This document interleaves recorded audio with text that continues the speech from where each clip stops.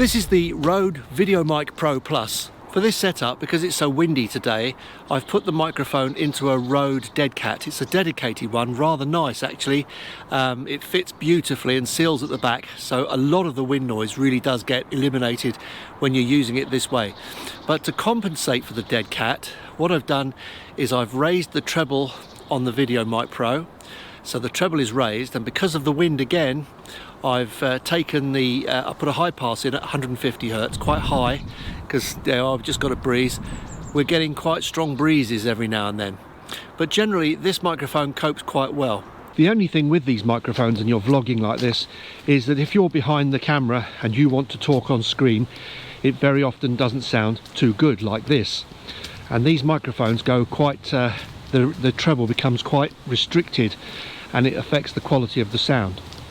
So this is the answer to that problem. Basically turn the microphone so it's facing backwards and it's looking at you, and you get nice crystal clear audio, and you're nice and close to the microphone as well. So something that's useful when you're out and about.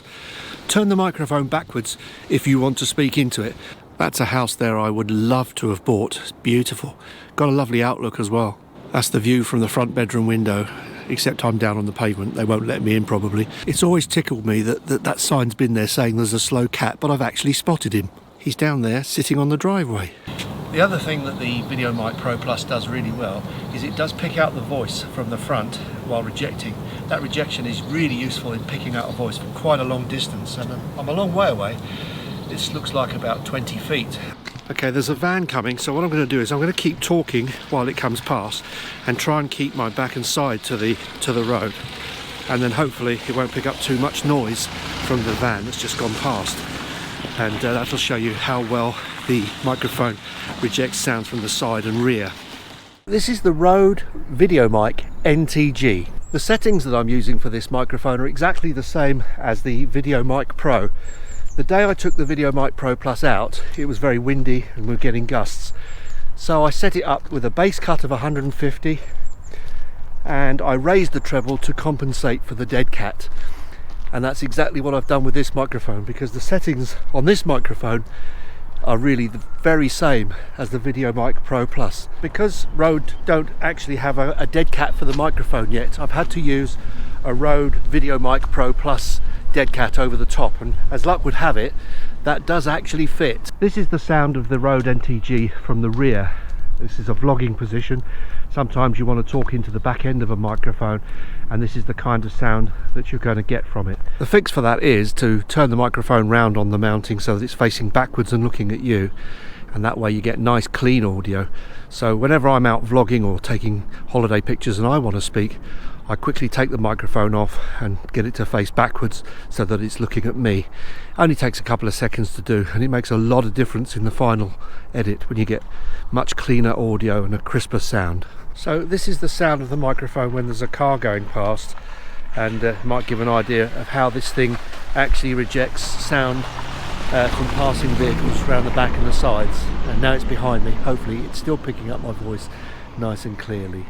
I think this microphone just seems a little bit more delicate than the Videomic Pro Plus. That's in terms of sound, not the build. The build is actually very good. I like the way this thing is made, and it's nice and light, but I'm just aware that it can overmodulate quite easily, and it's a bit, let me say, susceptible sometimes to wind noises, whereas I feel that the Videomic Pro Plus isn't quite as susceptible.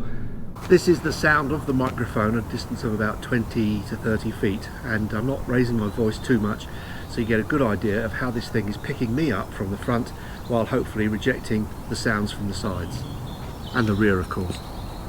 I think the nice thing about the Rode NTG is that it's got this nice open lucid sound in comparison to the Videomic Pro Plus. But the one disadvantage of this mic is it doesn't take much volume to make it go into clipping, because its SPL is pretty low.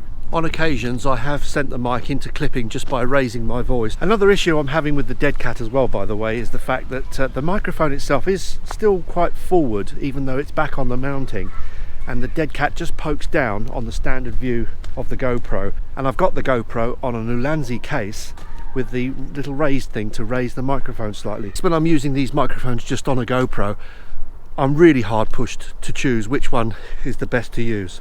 Indoors, I definitely prefer this one, the NTG.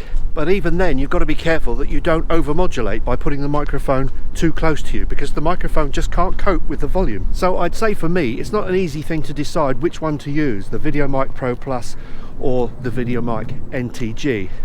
Because the NTG has a great sound, but it has its own little foibles with the GoPro, at least with regards to the volume setting that you have on the back of the mic, and also with the wind. Whereas the Videomic Pro Plus doesn't have such a clean open sound, but it does definitely focus right on the front, on the voice, and it's not, the thing is, it's not so flat, so it's a difficult choice. I can't really make my mind up. I'm beginning to think that maybe the Videomic Pro Plus is a good microphone for outdoors, because it has that natural chesty sort of boost which makes voices sound good outdoors, and this one probably indoors because it doesn't boost the bass, and therefore you don't get all that room sound going on with it. I don't know, it's a bit of a difficult choice. I'm lucky I've got both, but if I had to buy one, I don't think I could choose, if I'm honest. After making that film using these two microphones on top of a GoPro, I feel I have to put just an ending on concerning the NTG in particular. I had to make that film 3 times because of the audio part of the NTG. First of all, when I put the NTG onto the GoPro, I used it at volume 12 out of 15. I noticed straight away when I got home that there were puffs of wind going in and it was all over the place, but the compression inside the GoPro was pushing the audio right down, and the audio was becoming kind of muffled and peculiar. In fact, in some places it went down to a level where I couldn't actually hear what I was saying. So I just presumed the reason for that was that I had the audio far too loud for the GoPro, and the compression and all the electronics in the GoPro were just affecting the audio far too much and making it go muffled and quite nasty sounding. So I went out for take 2, and I this time set the audio to 6.5 out of 15. When I got home, the audio levels looked about right. They weren't peaking, they weren't being crushed down, but the problem was that I was now getting this awful wind all the time. Every time there was just a slight breeze, I was getting an awful lot of wind. And as you can see, I've got the NTG in a dead cat. It's a substantial one. It covers the buttons at the top. It goes through the mounting. So it really does cover everything up, and I thought this will definitely do the job, and it didn't, and that really concerned me. So I had to wait for a day when there was no wind.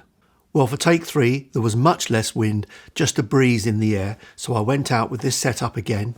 Lovely dead cat. This is not a cheap dead cat, it's very, very good. It covers the buttons even on the top there, as you can see. So I was hoping that nothing could get in. And even with a slight breeze, this was reacting to wind hitting this dead cat. So there are 2 concerns I have with the Rode NTG as far as using it on a GoPro is concerned, is basically, one, it's very susceptible to wind noise.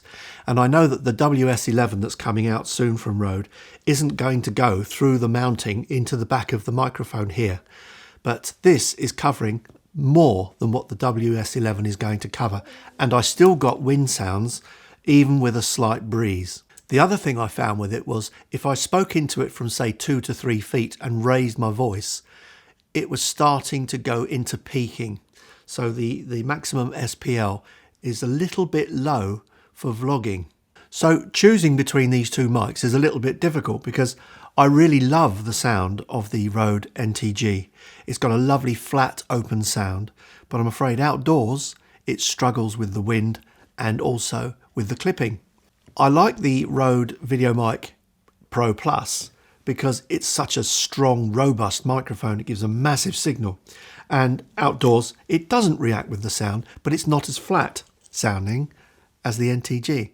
So you've got this flat sound and you've got this rather chesty type of sound that you get from the Videomic Pro Plus. So I can't choose between them. I think this one, the Rode Videomic Pro Plus, is probably better outdoors, in all honesty. But this one is superb indoors. So it's the NTG for indoors and the Videomic Pro Plus for outdoors.